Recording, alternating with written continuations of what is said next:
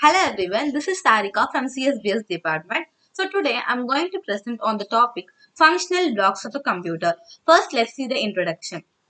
So a computer, as we all know, is not just a single unit. It is a system built from different components, each having a very specific role. These components are called functional blocks.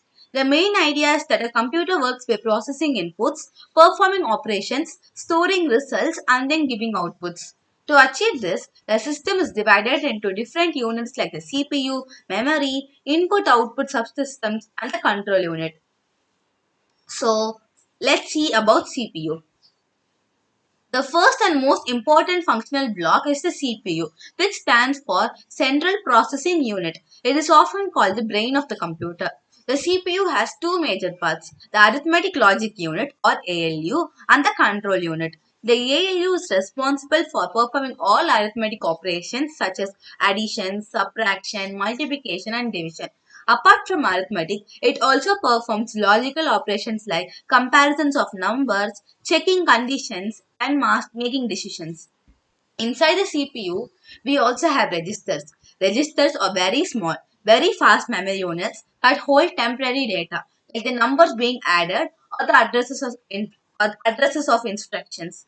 In short, the CPU carries out all the processing work of the computer. Without it, the system cannot execute any instruction. Next, let's see about memory.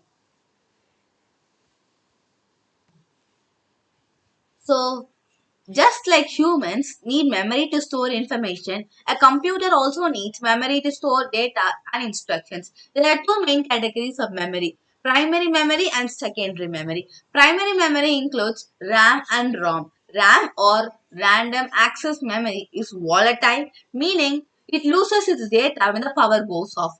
It is used for temporary storage while programs are running. ROM a read-only memory stores permanent instructions like the firmware required to start the system. Secondary memory includes hard drives, solid-state drives, and optical disks. These are non-volatile, meaning they hold data even when the computer is switched off. Memory plays a very critical role because the CPU constantly fetches instructions and data from it, process them, and then send back the results. Next, let's see about input-output subsystems. Now, we move on to input and output subsystems. These are the parts of the computer that allow interaction between the user and the machine. The input unit consists of devices such as the keyboard, mouse, scanner, and microphone. These devices are responsible for taking information from the user and converting it into a form the computer can understand, which is binary code. On the other hand, the output unit consists of devices such as monitors, printers, and speakers. These devices take the processed information from the computer and present it to the user in a readable or usable form. In short, the input and output subsystem acts as the communication bridge between the human user and the electrical machine. Next, let's see about control unit.